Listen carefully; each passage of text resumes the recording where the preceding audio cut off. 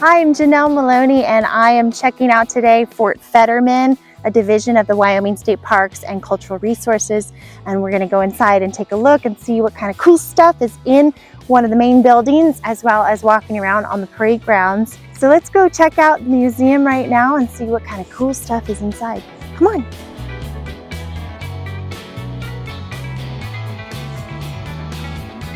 Come on in.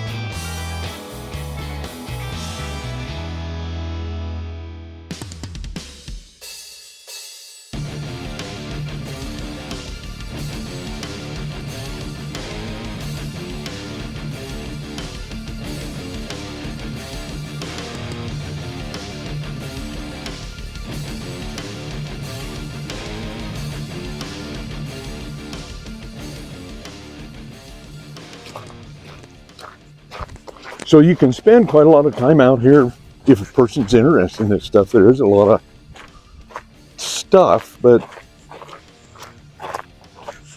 if you're pre 67, 66, it doesn't this really wasn't apply here. to anything. The Oregon Trail does not come out, the South Side Trail does not come out this far. They're staying more. No, because again, You've got LaPrele Creek. I say LaPrele.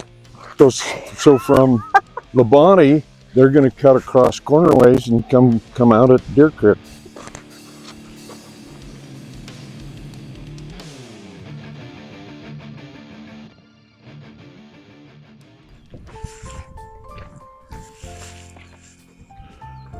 Looking through there, you're looking straight at the Hog Ranch, site of the Hog Ranch.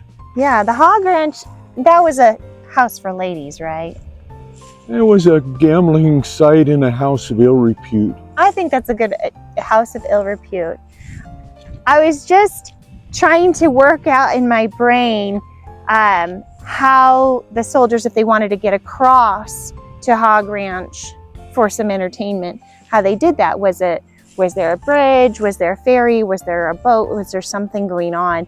And I don't personally know of there being a bridge structure out here, but the interpretive panels here at Fort Fetterman say that on purpose, there was no official access to cross the river at this point to get to Hog Ranch. So if the soldiers really wanted to go visit a lady that they liked, they had to swim. And that just makes me giggle a little bit. Got to go get clean to go out for the evening. Yeah, and come back nice and squeaky. So my friend Larry thinks that there was some kind of structure to get I don't across. think structure. I think there probably was a sandbar or something that they was maybe able to cross here to go north. In the last 150 years, where do you think that sandbar went? Well, they shift every year. Probably down by North Platte, Nebraska now. It's a theory. Okay, so I think we have our answer here. So this says that there was a bridge or a ferry built in June of 1868. So coming down to the right of where we were, down this little valley, and there's a covered wagon in the North Platte River. So I'm assuming they had a ferry that they would pull it across, unless that one's just fording if it was low. Yeah.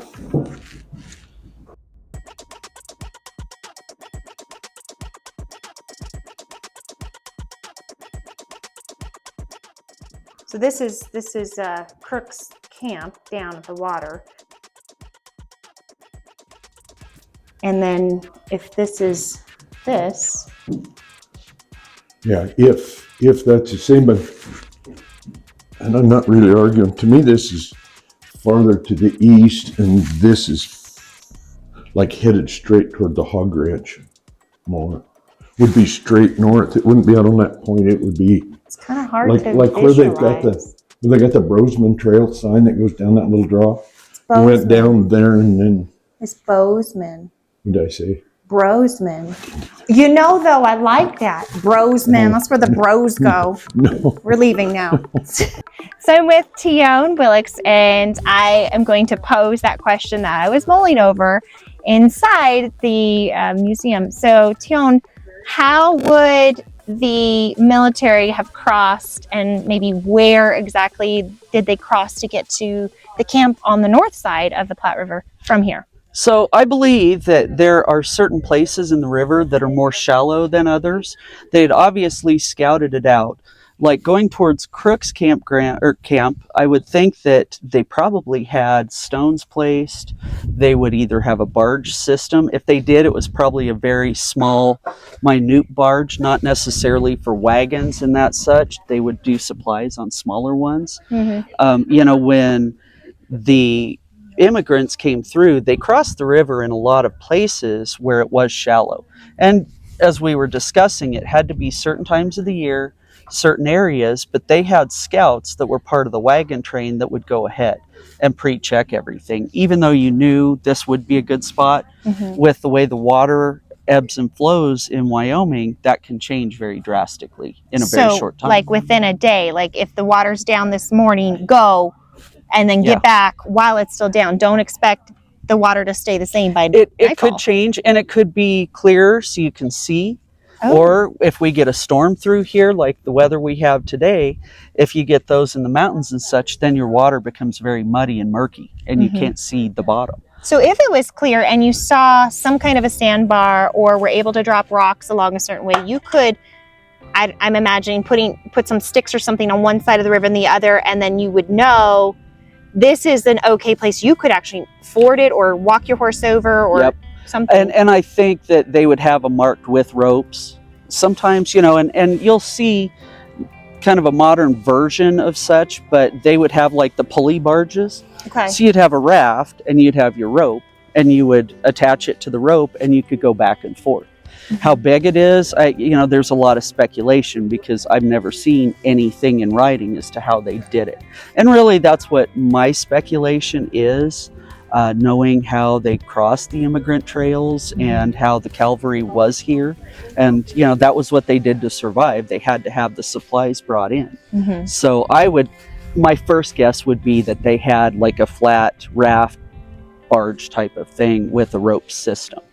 Or they would just plain out ford it. But not over to Hog Ranch. No. What do you think they did? Like if some dude was like, I wanted to go over to Cook's camp for a minute, do you think they were like, why? What's your business? Like, are you going to Hog Ranch? What are you doing? I don't know that it was that taboo. I mean, that was the West. Every town had a bar. There was always a house of ill repute. And, they weren't going to make a road directly to it because there were wives of military. That would men look here. bad. Yeah, exactly. So we didn't promote that, but it did happen. And I don't think that, I think there were a lot of blind eyes turned because there are a lot of single guys, and that's just nature of the beast.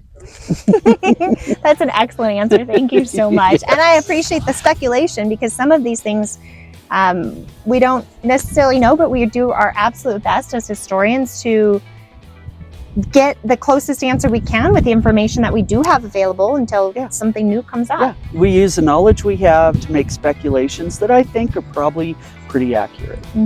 So I'd love to know. Let me know if you find out more. I will.